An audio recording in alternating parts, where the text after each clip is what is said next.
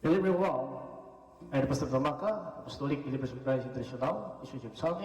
The program like is share, subscribe, and post notification bell for update every day the new videos. Thank you so much. God bless us all.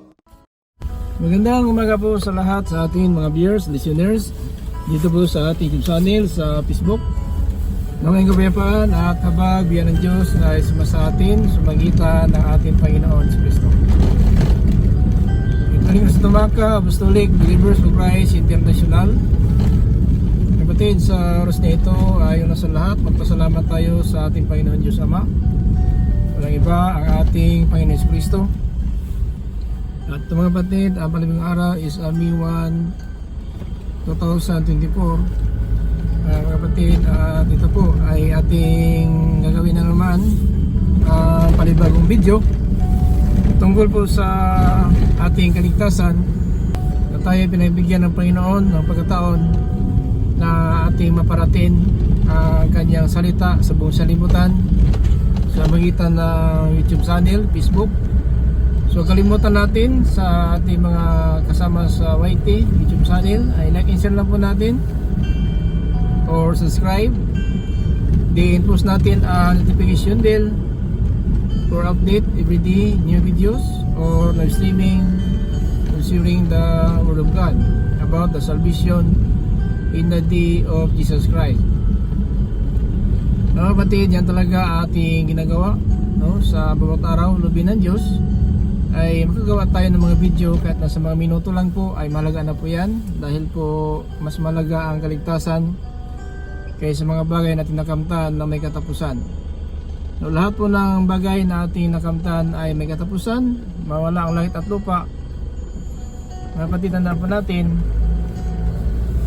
at ang lahat ng bagay na ating nakita ngayon ay mawala po ito. Subalit ang sumunod ng kalooban ng Diyos ay manatili magpakailanman. Sa 1 John in chapter 2 in verse 17. Mga kapatid, lahat ng pagnanasa ng tao, lahat na anuman ang nasa tao, mawala. Ngunit ang sumunod ng kalooban ng Diyos manatili magpakailanman. Ay mga kapatid, sa lahat ng panahon sa ating buhay, wala naman tayong hinangad na pinakamahalaga, mga kapatid, na sana po magkaroon tayo ng kaligtasan. Ito po ay inaasam natin, at dahil po nangako ang Panginoon Kristo na siya ay babalik at kukunin po tayo. So yan mga kapatid, ating inasahan sapagkat ang nagsalita po, ang nangako po ang anak ng Diyos na kanya isinugo dito sa limutan upang na tayong lahat talaga na nailalim sa kamatayan nagmula kay Adan, no? At saka si Eva, mga kapatid, ay namatay tayo dahil po sa kasalanan nila na kailangan linabag po ang utos ng Diyos. So, kung balik po mga kapatid tayo sa kamatayan, napunta tayo sa kaharian ng Diyos, ay talagang isinugo niya ang kaisa-isa niyang anak. Kaya nga pinatunayan sa Biblia mga kapatid na dahil po sa isang tao ay dumating sa atin ang kamatayan, at dahil naman sa isang tao ay dumating ang muling pagkabuhay ng mga patay. Ibig sabihin, mabuhay tayo kay Kristo. Kay Adan po, mamatay tayong lahat. Ngunit mga kapatid, kay Kristo mabubuhay naman tayo mga kapatid. So yan mga kapatid, ang dapat malaman natin na talagang ganoon na lamang ang pag-ibig ng Diyos sa atin, na kanyang isinugo talaga ang kaisa niyang anak upang sa sumampalataya di mapahamak kundi magkaroon ng buhay na walang hanggan. Na mga kapatid, dito sa 20:21, 22 dito po sa 1 Corinthians in chapter 15, 20-21, pakinggan natin. Ngunit ang totoo, muling nabuhay si Kristo bilang katibayan na muling bubuhayin ang mga patay. Dahil sa isang tao na si Adan, dumating ang kamatayan sa lahat ng tao. At dahil din sa isang tao na si Kristo, muling mabubuhay ang mga patay. Yun dito. Sapagkat kung paanong tayong mga tao ay mamamatay dahil sa kaugnayan natin kay Adan, ganoon din naman dahil sa ating kaugnayan kay Kristo, tayong lahat ay muling mabubuhay. Amen. Diba? Maliwanag po. Now, mga kapatid, sa ating panahon ngayon, now alam naman natin na itong mga bagay na ating nakamtan, lahat po may katapusan. Tayong lahat niya mamatay. Ano pa kaya itong mga bagay lang na ginawa ng Panginoon para lang po sa atin.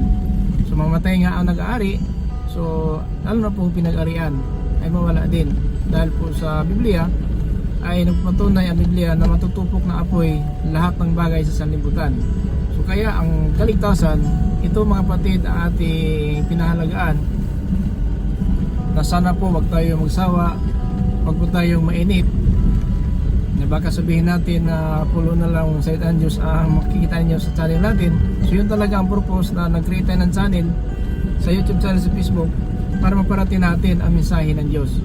So nasa inyo na po yan, mamili lang po tayo kung anong gusto natin. Talagang buhay na wala hanggang o hanggang lang po sa salimutan.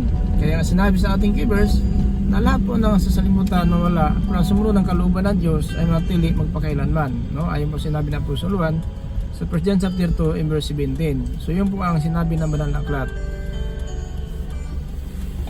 Ang mundo at lahat ng bagay dito na hinahangad ng tao ay mawawala. Ngunit ang taong sumusunod sa kalooban ng Diyos ay mabubuhay magpakailanman. Ayan po, lahat mawawala. Kaya nga, kung ang ang nag-aari na mga bagay mawala, ano pa kaya? No, mga kapatid, yung mga pinag-arian lang po, mawala din yon. Pero ang sumunod ng kalooban ng Diyos manatili magpakailanman. So yan mga kapatid, ang sentro ng buhay natin, na sana po ang kaligtasan ay ating makamtan.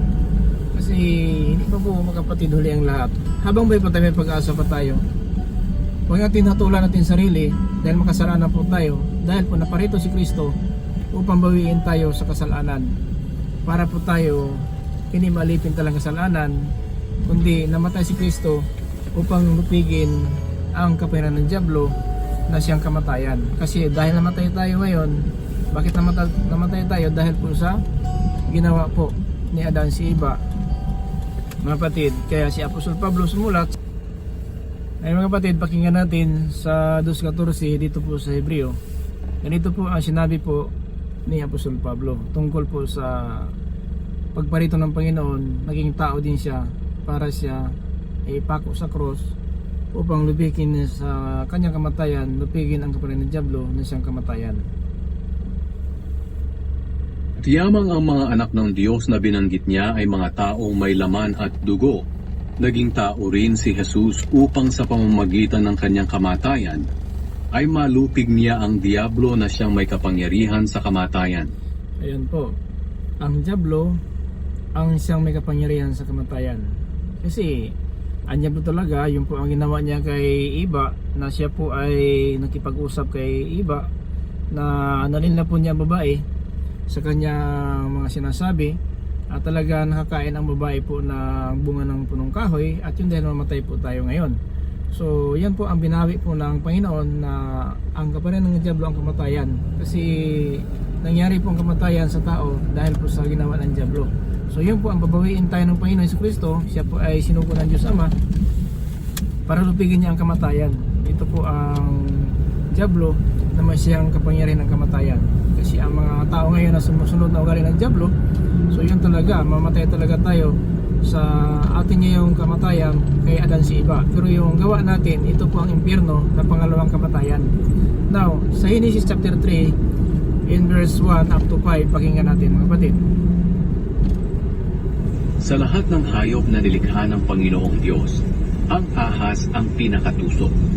Minsan tinanong ng ahas ang babae, "Totoo bang pinagbabawalan kayo ng Diyos na kumain ng bunga ng alinmang puno sa halamanan?"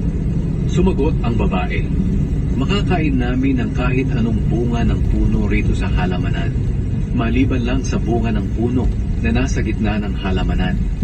Sapagkat sinabi ng Diyos na hindi kami dapat kumain o humipo man lang ng bunga ng punong iyon. Kapag ginawa namin iyon, mamamatay kami." Pero sinabi ng ahas, "Hindi totoong mamamatay kayo." So yan po So sinabi ng Panginoon, mamamatay kayo. Pero ang sabi ng ahas, hindi kayo mamamatay.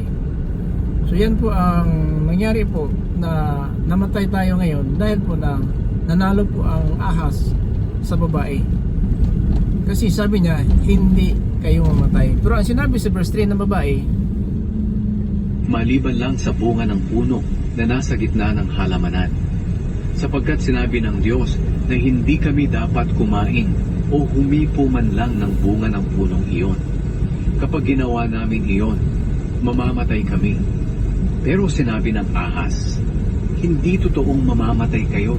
verse 5, Sinabi iyan ng Diyos dahil alam niya na kapag kumain kayo ng bungang iyon, mabubuksan ang mga isip ninyo at magiging katulad niya kayo na nakakaalam kung ano ang mabuti at masama. Nang Verse 6. pinagmasdan ng babae ang puno, napakaganda nitong tingnan at ang bunga ay parang masarap kainin. At dahil sa pagnanais niyang maging marunong, pumitas siya ng bunga at kumain ito. Binigyan din niya ang kanyang asawa na kasama niya at kinain din ito. So, yan po mga batid, no? So, nang tinigan po ng babae ang bunga ng punong kahoy na yan na parang masarap kainin at gusto siya maging marunong tulad ng Diyos. Kaya po, yun po ang dahilan na nagkasala po ang tao na ginawa po ng Panginoon. At dahil dyan, mamatay tayo. Kasi maliwanag sinabi ng Panginoon sa chapter 2 verse 17 na kapag kumain kayo, tiyak mamatay kayo.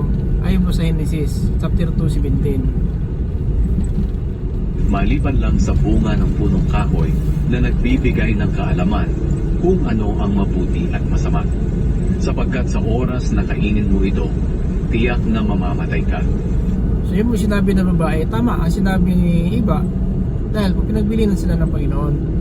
Tama ang sinabi niya, pero ang sagot na ahas, hindi kayo mamatay. Kapag kumain kayo, ang sabi ng ahas na matutulad kayo ng Diyos na magkakaunawa kung ano ang mabuti, anong masama. So yun po ang dagdag po ng ahas na kasulat sa Biblia. Ito salita ng ahas, hindi salita ito ng Diyos. Kasi nadagdag po ito, nakasulat ito ng sinabi ng ahas, kung ano sinabi ng ahas na para malinla ang babae, hindi kayo mamamatay. So hindi po yan nakasulat, hindi po sinabi ng Panginoon hindi ka mamatay. Ang sinabi ng mamamatay kayo. So nakasulat din dito ang sinabi ng ahas. No? Dito sa Biblia, ang mga sinasabi ng ahas, ng diablo, at saka ang salita ng Diyos nandito sa Biblia. Kaya maging maigmat po tayo. Bakit namatay tayo? Dahil po sa ginawa ng ahas. Kaya naparito ang Panginoon si Kristo ayon po sa Hebreo ating binabasa in chapter 2 verse 14 na naparito ang anak ng Diyos, ang Panginoon si Kristo, para mababawi tayo, mga kapatid, sa kapangyarihan ng kamatayan. Tiyamang ang mga anak ng Diyos na binanggit niya ay mga taong may laman at dugo. Naging tao rin si Jesus upang sa pamamagitan ng kanyang kamatayan ay malupig niya ang diablo na siyang may kapangyarihan sa kamatayan. So yan po, siya po ang dahilan bakit namatay tayo. Kaya maliwanag na, mga kapatid, maliwanag nga sinabi ni Apostol Pablo sa 15, mga kapatid, 21-22 dito po sa 1 Corinthians, no? Maliwanag po yan ang sinabi ng Apostol Pablo dahil sa isang tao na si Adan. Dahil sa isang tao na si Adan, dumating ang kamatayan sa lahat ng tao. At dahil din sa isang tao na si Kristo, muling mabubuhay ang mga patay. Sapagkat kung paanong tayong mga tao ay mamamatay dahil sa kaugnayan natin kay Adan, ganoon din naman dahil sa ating kaugnayan kay Kristo, tayong lahat ay muling mabubuhay. Amen. So kaya ang ating givers na ang sumunod ng kalooban ng Diyos manatili magpakailanman. So anong gawin natin para magkaroon ng buhay? Sundin lang po ang salita ng Diyos. Kasi namatay tayo dahil po sa paglabag ni Adan si Eva ng isang babala sa Genesis chapter 2 and verse 16 up to 17. Balikan natin mga kapatid, 16-17 sa Genesis.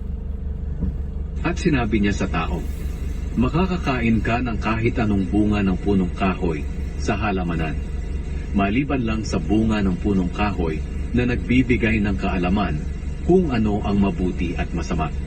Sapagkat sa oras na kainin mo ito, tiyak na mamamatay ka. So yan po talaga ang sabi ng Panginoon. So hindi po ito natupad nila dahil po sa diablo. Kasi kung sinunod lang po ang sabi ng Panginoon sa 17 na maliban Maliban lang sa bunga ng punong kahoy na nagbibigay ng kaalaman kung ano ang mabuti at masama. Sapagkat sa oras na kainin mo ito, tiyak na mamamatay ka. yan po ang sinabi ng babae dito sa verse 3, chapter 3 verse 3 sa Genesis. So sinabi ng babae din ito, hindi nakalimutan niya ito, pero ang pinaniwalaan niya ang sinabi ng diablo. Maliban lang sa bunga ng puno na nasa gitna ng halamanan. Sapagkat sinabi ng Diyos na hindi kami dapat kumain o humipo man lang ng bunga ng punong iyon. Kapag ginawa namin iyon, mamamatay kami. Pero sinabi ng ahas, hindi totoong mamamatay kayo. So nakasulat ito sa Biblia, sinabi ng ahas, hindi totoong mamatay kayo. Kasi itong ahas na ito po ang diablo. No, ito po ang diablo. Ang matandang ahas na tinatawag diablo kung Satanas. Pakinggan natin sa pahayag itong ahas na ito in chapter 20 verse 1 up to 3, mga kapatid. Chapter 20 dito po sa Genesis. Paano pong ahas na ito? Pakinggan natin ha. Katapos nito, may nakita akong anghel na bumababa mula sa langit. May hawak siyang susi ng kailaliman at may malaki siyang kadena. Dinakip niya ang dragon, ang ahas noong unang panahon na tinatawag na Diablo o Satanas. So si Satanas pala yung ahas na yon. Noong unang panahon, ang ahas sa unang panahon. So ang Diablo pala yon, ang naging ahas para magsalita sa babae. So yan mga kapatid, ang Biblia nagpapatunay dito na dinakop ang dragon kung Diablo kung Satanas. Dinakip niya ang dragon, ang ahas noong unang panahon na tinatawag na Diablo o Satanas. Di ba? So maliwanag po, nagsalita pala sa babae, yung Diablo talaga. Ahas lang po, ano po siya ng kanyang kasarian ng ahas, pero Diablo pala yon. Kasi ang Diablo, anghel din yon. So naging ahas siya para magsalita sa babae doon sa punong halamanan ng kahoy, para po ang babae malinla at mamatay tayo. So yun po talaga ang purpose na isinugo ang kaisa-isang anak ng Diyos, Jesucristo, para po na lahat tayo mabuhay. Kasi kung sa ating panahon ngayon ay magpaalipin tayo ng salimutan, sunod na sunod tayo sa mga sarili nating kagustuhan. Kasi yung babae, sinusunod niya ang kanyang naramdaman. Kasi na tinitigan po ng babae yung bunga, ay nagroon siya ng pagnanasa. Mga kapatid, verse 6 up to 7 dito po sa Genesis chapter 3. Nang pinagmasdan ng babae ang puno, napakaganda nitong tingnan, at ang bunga ay parang masarap kainin. Diba? So, habang nakatitig siya sa bunga ng kahoy na yon, nakalimutan na po niya ang pinagbili ng Panginoon, sa oras kakain kayo, mamatay kayo, tiyak mamatay kayo. So, nakalimutan ng babae ang salita ng Diyos, yung naalala niya ang sinabi ng Diablo. Kaya sa ating panahon ngayon, minsan din nakalimutan natin ang mga aral ng Diyos, ang mga utos ng Diyos, at nakatitig tayo sa salimutan na ito na pala ay nagliligaw na po sa atin na papunta sa kapahamakan. So ganun din ang kalagayan nating mga ninuno. Dahil po sa pagtitig niya ng bunga na yon, yung nagkaroon siya ng pagnanasa. Nang pinagmasdan ng babae ang puno, napakaganda nitong tingnan, at ang bunga ay parang masarap kainin. Napakagandang tingnan, diba? Sa salibutan, kahit may asawa, pag maganda ang babae, so nag-isip siya ng paraan at naghanap siya ng paraan na maangkin niya yung babae kahit may asawa siya, dahil po na nagkaroon siya ng pagnanasa. Yung babae naman, si iba, kung hindi siya nagkaroon ng pagnanasa, hindi sana nakalimutan niya ang pinagbili ng Panginoon sa Genesis chapter 2:17. Nasa oras kakain nga, mamatay kayo, tiyak mamatay kayo. So ang naalala niya, ang nakalagay sa isipan niya, yung sabi ng ahas, hindi kayo mamatay. At pinagnasaan na po niya ang bunga ng kahoy na yon, ng nagbibigay buhay. At yun ang nangyari sa verse 7. At dahil sa pagnanais niyang maging marunong, pumitas siya ng bunga at kumain ito. Binigyan din niya ang kanyang asawa na kasama niya, at kinain din ito. So nais na maging marunong, verse 7. Pagkatapos nilang kumain, nalaman nila kung ano ang mabuti at ang masama, at napansin nila na hubad pala sila. Ayan na po. Dahil po sa kasalanan na yan, napansin nila at nalaman anong mabuti at masama, sapagkat ano na po sila, nakakain na, nakita lang hubad sila. So siyempre masama kung maghubad ay nagtago. Pero bakit? Bakit po ganun nangyari? Kasi kumain sila ng bunga ng punong kahoy na yon. So yun po ang dahilan na alam na po nila hindi masama. Kahit maglakad-lakad dito na hubad ka sa daan, masama yun. Hahabulin ka ng pulis, hulihin ka, baka nasiraan ka ng bait kasi naghubad ka, naglakad. So yun po ang dahilan.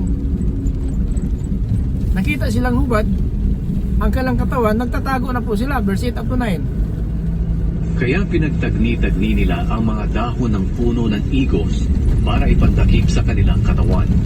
Pagdating ng hapon, narinig nila na lumalakad ang Panginoong Diyos sa halamanan. So Kaya nagtago sila sa mga puno doon. nagtago na sila, hubad na sila dahil po sa paglabag nila ng utos ng Diyos. Hindi sana sila maging hubad kung hindi nila dinabag ang utos ng Diyos. So yun po ang dahilan. Sa atin ngayon din ganun. Kapag labagin natin utos ng Diyos, so impyerno po tayo. Kasi ang makapasok lang sa kanang langit, yun nakasuot ng puting damit. From hubad tayo, pag-aaral ng hatol, dapat na sa impyerno itapon. Kasi hindi pili dapat makapunta sa kasalan ng kordero ang walang suot ng damit pang kasalan. Yan mga kapatid. Hubad sila. Si Adan, si Iba, na kumain na po sila ng bunga ng kahoy na yun. Nalaman na ano mabuti at masama sapagkat nang hindi pa sila kumakain, wala po silang kahiya-hiya kung hindi sila nahiya kung bakit hubad sila. Kasi na alam kung ano mabuti at masama. So yun po ang nangyari, nang kumain sila, nalaman nila mabuti at masama at alam nila hubad sila, kaya nagtago sila. Ganoon tayo ngayon, kaya walang tao, maglakad lang ang tao na hubad kung wala po sa saktong sabihin natin pag-iisip. Yun po tinatawag na nasiraan ng bait. So hindi naman tayo nasiraan ng bait, kaya alam natin na dapat paglabas na sa bahay, nakadamit tayo, hindi tayo hubad kasi alam natin ang mabuti at masama. No, ngayon, alam po natin mabuti at masama, so pili tayo. Kung ano mabuti, doon tayo. Huwag natin gawin ang masama. Pero ngayon, at alam ng tao masama, ginawa pa rin ang masama. So kaya ang impyerno, maghanda ang impyerno ay nakahanda para sa Diablo, para po din sa atin na mga tao na lumalabag ng utos ng Diyos. Kaya kung makatitig tayo sa limutan, hindi tayo makapunta, no? Hindi po tayo manatili dito. Kaya ating kibers na ang lahat ng salibutan mawala at ang pangasa ng tao, ngunit ang sumunod ng kalooban ng Diyos manatili magpakailanman. So yun mga kapatid, ang dapat natin pagsikapan, mamuhay tayo sa libutan na ito may alam ng mabuti at masama. Pero huwag tayo manghawak ng masama, hawakan natin ang mabuti. Kasi yun po ang nais ng Panginoon na makapasok tayo sa kaharian ng langit. Kasi binawi lang tayo. Kasi ang purpose na ginawa niya ang tao, walang kamatayan. Namatay lang tayo sa kasalanan ni Adan si Iba. So dapat bawiin ng Panginoon. Ang plano niya sa tao, kailangan yun talaga ang mananaig na para tayo sa kanyang kaharian. Kaya isinugo ang kanyang anak para mamatay sa krus, para yung kasalanan na kapatid na ginawa ni Adan si Iba na mamamatay tayo na parang walang pag-asa, ay magkaroon ng pag-asa tayo, mabubuhay tayo sa magitan ni Kristo. Kasi akala, kaya nga iba, minsan po may kasabihan, gano'n, pag tumatay ang tao, wala na. Minsan po yung pagkatuwiran ng ibang tao. Wala natin alam bakit napunta po ng Kristo dito para mabubuhay tayo, mga batid. Para tayo mabuhay po. Tandaan po natin yan. Naparito po ng Kristo para mabuhay tayo muli. Yan po sinabi ni Apostol Pablo sa Colosas in chapter 2 verse 12 up to 13. Pakinggan natin sulat ng Apostol Pablo sa Colosas chapter 2 12 to 13. Ganito po ang sinabi ni Apostol Pablo dito po sa Colosian. Pakinggan natin mga kapatid ang sinabi ni Apostol Pablo 12:13 chapter 2 dito po sa Colosas. Nilibing kayong kasama ni Kristo nang bautismuhan kayo. At dahil na kay Kristo na kayo, muli kayong binuhay na kasama niya. Dahil nananalig kayo sa kapangyarihan ng Diyos na bumuhay sa Kanya. So, diba? Na nabautismo na tayo, kaya nagpabautismo tayo, kasi alam natin ang bautismo, dapat ito gawin natin para makasama tayo sa Kanyang kamatayan. At muli na tayong binuhay. So, patay man tayo sa kasalanan si Iba, pero mabuhay naman tayo sa panahon na parito na atin ni Kristo. 13. Kung una itinuring kayong mga patay ng Diyos dahil sa mga kasalanan ninyo. Pero ngayon binuhay kayo ng Diyos kasama ni Kristo. Pinatawad niya ang lahat ng kasalanan natin. Ayan po noong una patay tayo. Dito rin patay sa ating pagkakasalanan. Kaya ibinawi tayo.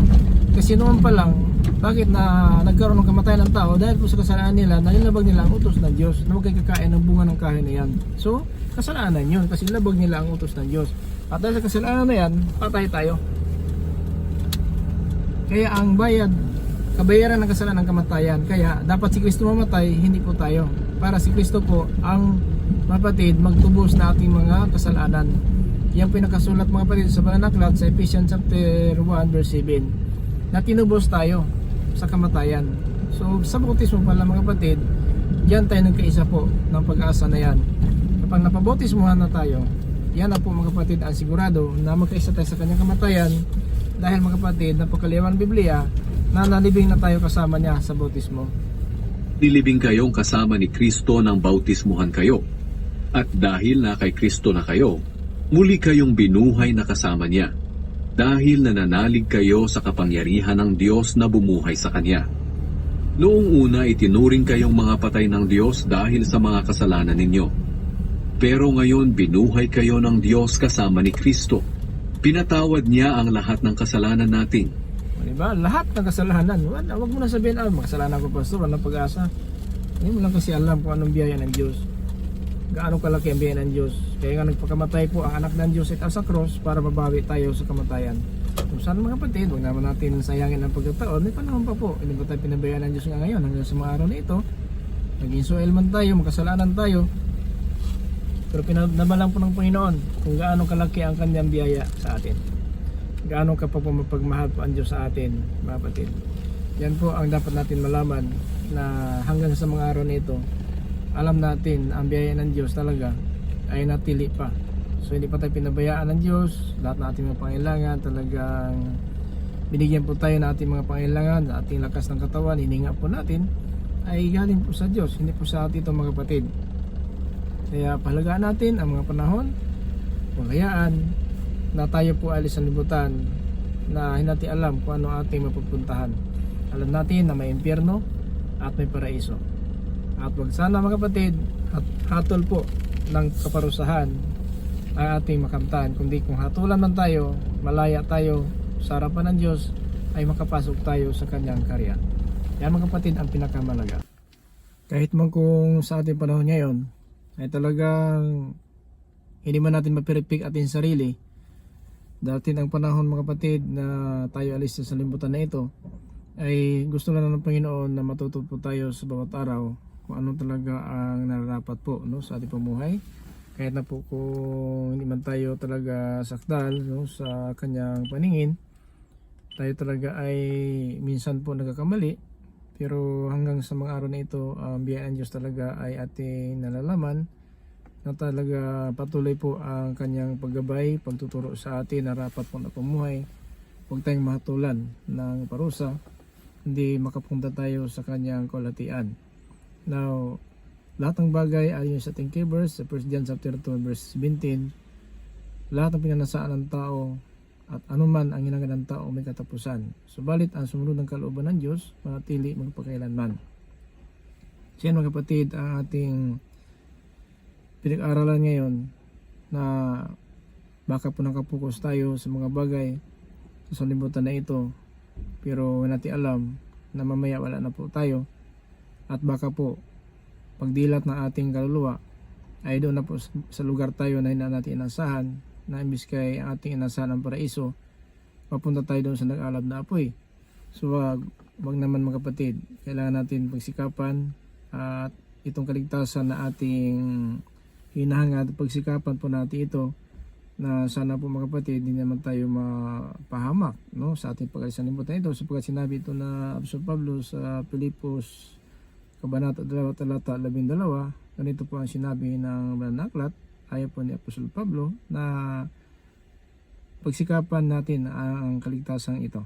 Ganito mga kapatid na sinabi sa Pablo sa Pilipos Kabanata 2 talata 12 hanggang po sa 13. Ngayong malayo na ako sa inyo, sikapin ninyong ipamuhay ang kaligtasang tinanggap nyo at gawin nyo ito ng may takot at paggalang sa Diyos. So, kailangan natin kaligtasan ng pagsikapan, gawin natin ito na may takot at paggalang sa Diyos. Now, kung pinagsikapan natin ang kaligtasan na ito, gawin natin ito na may takot at paggalang sa Diyos. So, yan mga kapatid, sinabi sa Pablo, dahil na ito talaga ay sinabi niya sa unang aklat na pagsikapan natin ang ating kaligtasan na may takot at paggalang sa Diyos. Na kung nais natin kaligtasan, so kailangan natin mamuhay na may takot at may paggalang sa Diyos. Kasi kung wala ito, so mahirapan po tayo na makapasok sa kaharian ng ating Panginoon Kristo. Hanggang sa mga araw na ito mga kapatid, binigyan tayo ng Panginoon ng pagkataon na tayo po ay manatiling matatag at magawa natin ang kanyang mga salita dahil mahal na mahal tayo ng Diyos. Hindi po tayo pinabayaan, although hindi man tayo perfect, na sa ibang sa bawat araw talaga minsan po nagkamali tayo sa mga pag-iisip, naramdaman, sa ating panalita, minsan talaga ay mali. So alam na po ng Diyos, kasi wala pong nakatago sa paningin ng Diyos, lahat talaga ay lantad at sa Kanya tayo mananagot. Ay po sa Hebrews chapter 4 in verse 13. Na ngayon mga kapatid, ang ginawa natin ito, nais naman ng Panginoon na manatili po tayo matatag sa panampalataya. Nais ng Panginoon na patuloy po tayo na umaasa po ng kaligtasan na ito. Huwag po tayo mahina. Dahil kapag naghihina po tayo, mas lalo po tayong mawala ng pag-asa. Kasi kapag naghihina na po tayo, mga kapatid, so unti-unti na po tayo napalayo sa Panginoon. Pero tanda po na si Pablo, nakaranas din sila ng gano'n na kalagayan, na nawalan ng pag-asa din sila mabuhay pa. Pero sa awa ng Diyos, sa tulong ng Diyos ay nakaraos pa rin sila at natili din sila sa hanggang po sa huli bilang apostol na natili po sa panampalataya. Kasi dito mga kapatid sa 2 Corinthians in chapter 1 and verse 8, naranasan po nila mga kapatid na nawalan sila ng pag-asang mabuhay pa. Pero dahil po sa tulong ng Diyos, tulad natin ngayon, minsan po na parang ating dinidibdib ang mga naranasan natin, mga problema, pagsubok sa buhay. Minsan din na parang nawala tayo ng pag-asa. Tulad sa Pablo, nawala ng pag-asa si Silas na sabihin natin maligtas pa sila sa ganung kalagayan. Tulad natin ngayon, akala natin wala na solusyon ito, malaking problema, mabigat na suliranin. Akala natin wala na solusyon. So, ganoon lang po yan habang sa katawan tayo. Dumadaing po tayo sa mga suliranin sa buhay. Napakinggan natin sa 2 Corinthians chapter 1 verse 8. Ito mga kapatid. Mga kapatid, gusto naming malaman ninyo ang mga paghihirap na dinanas namin sa lalawigan ng Asya. Napakabigat ng mga dinanas namin doon.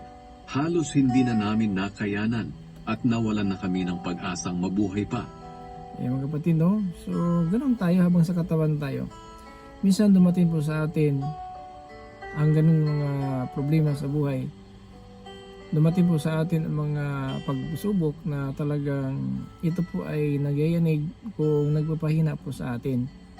So alam po ng Diyos na dumaan tayo sa mga pagsubok sapagkat alam ng Diyos po kung ano lang ang kakayahan natin. At ayaw ng Diyos na daraan tayo sa mga pagsubok na hindi po natin makayanan. Tapat po ang Diyos natin pinaglingkuran. At hindi po siya sang-ayon na daraan tayo sa mga pagsubok na mawala tayo ng pag-asa. So kahit na po kung manghina tayo, pero pinapalakas tayo ng Diyos. Para po sa bawat isa sa atin na may isang kaligtasan, ay makamtan talaga natin ang totoong kaligtasan. So hindi po tayo pinabayaan ng Diyos sa bawat araw. Ang Panginoon talaga ay nagbigay sa atin ng pagkataon na parating sa atin ang mga salita na Kanyang ipinapangaral po sa atin para po talaga ay hindi pa tayo manghina. Hindi pa tayo manghina sa ating mga pamumuhay ngayon sa mga pagsubok na ating naranasan. Hindi po tayo panghinaan ng loob, kundi na magtatagumpay po tayo. Kasi ganoon lang po mga kapatid ang plano ng Diyos sa atin, na sana po hindi po tayo panghinaan ng loob. Sana po ay patuloy tayo, kapatid, na umaasa po sa kaligtasan na ito. Kasi yan lang po ang pinakamalaga na nais ng Panginoon na matuto tayo sa bawat araw. Ito mga video mga kapatid na ating ginagawa, ito po ay dagdag kaalaman lang po na huwag tayong mahina, kundi huwag tayong makatitig din sa salimutan. Kasi lahat po ng namumay po sa makalaman ay ani ng pagkabulok. Subalit sumunod ng kalooban ng Diyos ay manatili talaga magpakailanman. So kaya sundin lang natin mga kapatid ano man ang mga aral ng Diyos na binigay po sa atin, dahil po yan ang po ang pinakamalaga mga kapatid sa ating bawat isa, na sana po palagi tayo matatag sa ating pananampalataya, huwag tayo panghinaan ng loob. Kasi mahirap na po mga kapatid sa bawat araw na ating pamumuhay kung hindi natin alam ang nararapat po at ano ang pinakamalaga po sa atin para na hindi tayo maparusahan sa araw ng paghukom, mapalaya po tayo sa harapan ng Diyos, hindi makapasok tayo doon sa kanyang kalatian mga kapatid. Kaya mga kapatid, iwasan natin ang pagsunod ng hilig ng laman. Kasi kapag ganun po, mga kapatid, kamatayan anihin po natin sa ating pumuwi sa libutan. Iwasan po natin talaga ang makamundo, makalaman na pumuhay, mga masamang pag-iisip, kasi wala tayong maani dyan, mapagpala. Ayon po sa Galatia chapter 6 verse 8, pakinggan natin. Kung ang ninanasa ng laman ang sinusunod ng isang tao, matayan ang aanihin niya. Pero kung ang banal na espiritu ang sinusunod ng isang tao, matatanggap niya mula sa espiritu ang buhay na walang hanggan. Kaya ganun po. Huwag natin hayaan na itong ating pamaysalimutan na ito ay nakatitig tayo talaga sa mga bagay na may kabulukan. So, ibig sabihin, kung sa salimutan lang po ating iniisip, mayaman, magkaroon ng bahay, sasakyan, negosyo, lupa man, so ano pa man ating mga hinangad, wala po yan. Wala tayong mawadala kahit na po kung gaano kalaki ang kayamanan, gaano karami ang pira, gaano kaganda ang bahay, sasakyan, kung lupa man na binigay ng Diyos sa atin at ito na lang inasahan po natin, pero yung pala pagkamatay natin, mapahamak po tayo. Kaya maliwanag po na kung ano yung tinanim ng tao, anihin po yan. Sa city sa Galatia, pakinggan natin. Huwag ninyong linlangin ang inyong sarili. Ang Diyos ay hindi madadaya ni numan. Kung ano ang itinanim ng tao, iyon din ang kanyang aanihin. Kaya huwag tayo magtanim. Ibig sabihin, sa ating pumuhay ngayon, huwag natin gawin na habang buhay tayo, nakapokus lang tayo sa sanlibutan at mga bagay sa sanlibutan. Kasi wala tayong mapapala dyan. Kasi kung anong ginagawa natin ngayon, aanihin natin yan. Ibig sabihin, ito po ang kabayaran na ating ginagawa sa ating pagharap sa hukuman. Kung anong ginagawa natin sa sanlibutan, yun po aanihin natin. Kaya nga, mabuti pa ang makasalanan na tumalikod, mamatay siya sa kanyang kabutihan, mabuhay po siya. Kaysa maging matuwid tayo at bumalik tayo sa kasamaan, patay tayo. Hindi po tayo mag-aasa ng kaligtasan. Kaya ingatan natin na tayo alis sa libutan, sana po ay sa Panginoon po tayo. Huwag hayaan na namumuhay tayo ngayon, ang atin na lang sarili ang ating sinusunod. Hindi pong kalooban ng Diyos. Verse 8, chapter 6 sa Galatia. Kung ang ninanasa ng laman ang sinusunod ng isang tao, kamatayan ang aanihin niya. Pero kung ang banal na espiritu ang sinusunod ng isang tao, matatanggap niya mula sa espiritu ang buhay na walang hanggan. Ayan po. So, kung ang susundin natin, ang banal na espiritu, ang ating susundin, matatanggap natin mula sa espiritu ang buhay na walang hanggang. Sa salita ito ng Diyos. Kasi hindi naman magkaroon ng buhay na walang hanggang kung wala tayong napakinggan. No? Kaya yun po ang sentro ng mensahe natin sa bawat aralubin ng Diyos. Tayo po talaga ay nangaral po tungkol ng kaligtasan. paano maiwasan natin ang mga bagay na dapat natin iwasan. Kasi sinabi dito sa verse 9 mga kapatid, pakinggan natin. Kaya huwag tayong magsasawa sa paggawa ng mabuti. Dahil sa tamang panahon, matatanggap natin ang ating gantimpala kung hindi tayo susuko. Kaya huwag tayong susuko dahil sa ating kahirapan, dahil sa mga pagsubok na ito, dahil sa mga suliran na ito, susuko na po tayo. Huwag. Mas lalo tayong lalapit sa Panginoon sapagkat wala tayong magawa kung wala ang Diyos. So ganun lang mga kapatid. Dapat ating pagsikapan itong kaligtasan na inaasahan po natin na may takot sa Diyos at paggalang. Yung pong pagsikapan natin na kailangan may pagkatakot tayo sa Diyos at paggalang. Kasi kung wala tayong takot sa Diyos, napastangan po natin ang mga utos ng Diyos. At kung wala tayong galang sa Diyos, mas lalo na po. Walang linggo, trabaho na lang. Kasi kung may Diyos tayo, ginagalang ang Diyos, so ginagawa natin ang araw ng linggo para sa Panginoon. Kasi ang araw ng linggo, araw ng pahinga para sa Panginoon po yan. Kung wala tayong galang, napastangan po natin.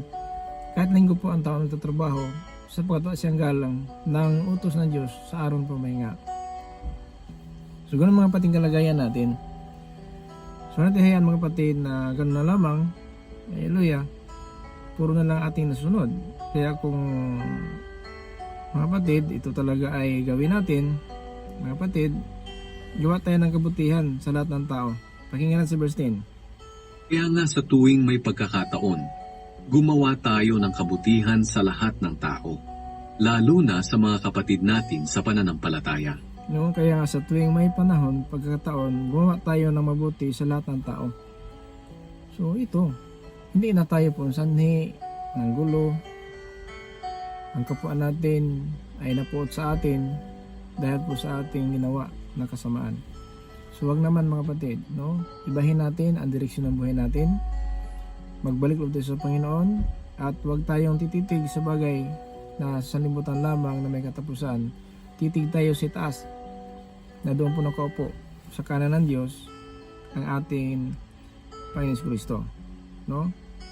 Kaya mga kapatid, tandaan po natin kung tayo talaga ay kay Kristo na, ibig sabihin Kristiyan na po tayo, manampalataya na po tayo, dapat sa itaas po tayo makatitig, huwag po tayong sa baba. 3:1 nga to sa 3 dito po sa Colosas. Pakinggan natin ha. 3:1 nga to sa 3. Inuhay kayong muli kasama ni Kristo, kaya sikapin ninyong makamtan ang mga bagay na nasa langit, kung saan naroon si Kristo na nakaupo sa kanan ng Diyos. Doon ninyo ituon ang isip nyo, at hindi sa mga makamundong bagay. Sapagkat namatay na kayo sa dati nyong buhay, at ang buhay ninyo ngayon ay nakatago sa Diyos, kasama ni Kristo. So, doon mga kapatid, nakatuon ang isip natin sa taas. Hindi sa makamundong bagay. Makamundong bagay, yun po ang may katapusan, masusunog. Langit at lupa nga masunog. Ano pa kaya itong mga bagay? Langit at lupa masusunog. Kaya dapat sa taas nakatuon ating isipan. Kaya lang, minsan talaga ay nakatuon ang isipan natin sa bagay na may panandalian lamang, may katapusan. Hindi pa din nakatuon sa langit. Nandoon si Kristo nakaupo sa kanan ng Diyos. Mga kapatid, doon nakatago po ang buhay natin. Wala po sa atin sarili sa kamay, kakayahan, karunungan. Wala po nakatago sa ating kamay ang buhay natin. Sa kamay ng Diyos po. Pakinggan natin mga kapatid dito po sa Pahayag chapter 1:18. Ito po sinabi ng Panginoon, hawak ko ang susi ng kamatayan at ng daigdig ng mga patay. 1:18 dito po sa Pahayag. Ako'y buhay magpakailanman. Namatay ako, pero masdan mo.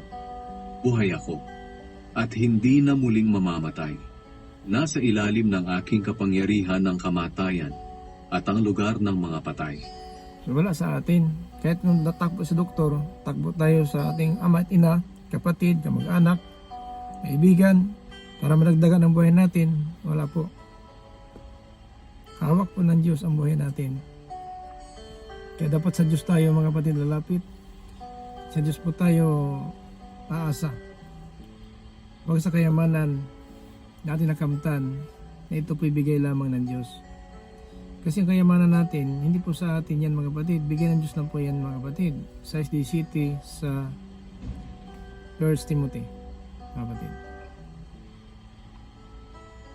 Sabihin mo sa mga mayayaman sa mundong ito na huwag silang maging mayabang o umasa sa kayamanan nilang madaling mawala. Sa halip, umasa sila sa Diyos na nagkakaloob sa atin ng lahat ng bagay na ikasisiya natin. So kahit na po na ang Diyos ng lahat ng bagay na atin nakamtan, kaloob ng Diyos na ikasisiyahan natin. Nasiyahan tayo, may bahay maganda, nasayahan po tayo, may sasakyan, nasayahan po tayo, may lupa, nasayahan tayo, may negosyo, ano po man. Huwag tayo asa diyan. Sa Diyos tayo asa. Nagbibigay ng lahat ng kayamanan, mga kapatid. Kaya ang mensahe natin mga kapatid, sana po nagkatulong sa atin ang mensahe na ito para wag tayong palalo, wag tayo magmalaki. Sana po na mensahe na ito nakadagdag po sa ating kalaman at maiwasan na po natin ang mga bagay na ito po may katapusan, kundi makapokus tayo sa salita ng Diyos na bigay natin ng buhay na walang hanggan. Kaya mga kapatid, ang mensahe natin sa araw na ito, may kapayapaan habang ng Diyos ay sumasa sa atin lahat sa magitan ng atin Panginoon Kristo. Ito piling ko sa Tumaka, Apostolic, Believers of Christ International, ang sabi sa isa, Grace, Mercy, and Peace be to us, by Jesus Christ. Amen.